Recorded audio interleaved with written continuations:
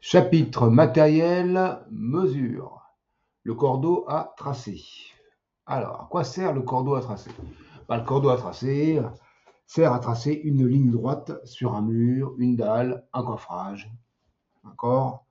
Alors après, il est composé de quoi? De trois parties principales. Le boîtier, le cordeau en coton ou en polycoton, on va voir ça après, et une poudre colorée. D'accord? Alors le boîtier, le boîtier, vous le voyez, un, c'est le boîtier, il est métallique ou en plastique, ça va dépendre, d'accord? Sur le boîtier, vous avez, petit 2, une manivelle qui va vous permettre de rembobiner le cordeau. Et puis, vous avez un cordeau plus un crochet. Donc, et à l'intérieur de votre boîtier, vous avez la poudre. Le cordeau, donc, le voilà.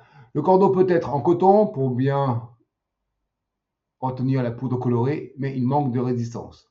Ou alors en polycoton, il est beaucoup plus résistant et ça va éviter les problèmes d'usure rapide. Après, la poudre colorée, elle existe en différentes couleurs et en différentes tailles de conditionnement. D'accord? Donc c'est à vous de choisir ce que vous allez faire. Généralement, c'est bleu ou rouge, mais vous voyez, on a du noir, de l'orange, du blanc et du vert. Toutes les couleurs sont possibles. Le remplissage, soit si on prend à gauche le remplissage classique pour le Stanley, celui qu'on a au CFA. Là, vous avez un bouchon rond qui va s'enlever sur le côté, un peu même principe que le Stanley, mais bon, comme le modèle est plus gros, le trou est plus gros. Et puis vous avez l'autre qui va s'ouvrir à l'extrémité. D'accord? Ça, vous avez donc les trois modes de remplissage de votre cordeau à tracer. Après, l'utilisation. Pour tracer, vous tenez le boîtier, vous déroulez le cordeau, vous posez le cordeau correctement, vous frappez le cordeau contre le sol, et après, une fois que vous avez fini, vous rembobinez.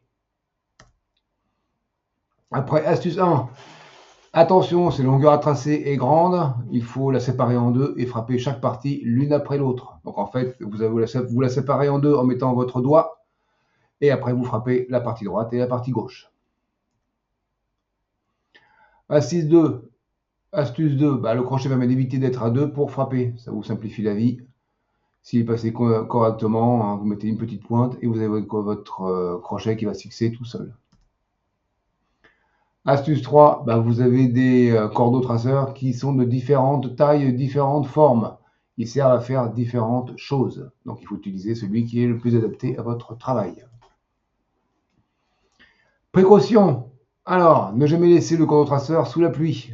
Sinon, votre poudre qui est à l'intérieur, c'est de la craie, va se transformer en une espèce de boue. Et pour le nettoyer, par contre, l'avantage, c'est que ça se nettoie très bien. Ça se nettoie à l'eau. Après usage, essuyez le boîtier s'il est sale ou humide, surtout humide. D'accord? Le ranger dans un endroit sec et propre.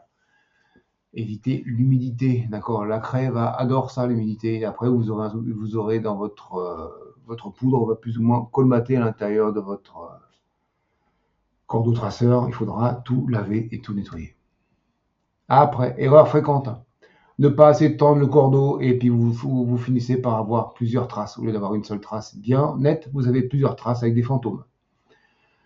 Erreur fréquente aussi, ne pas changer le cordeau lorsqu'il commence à s'effilocher. S'il s'effiloche, on commence de suite à le changer parce que sinon, quand il va casser, vous en avez peut-être vraiment besoin.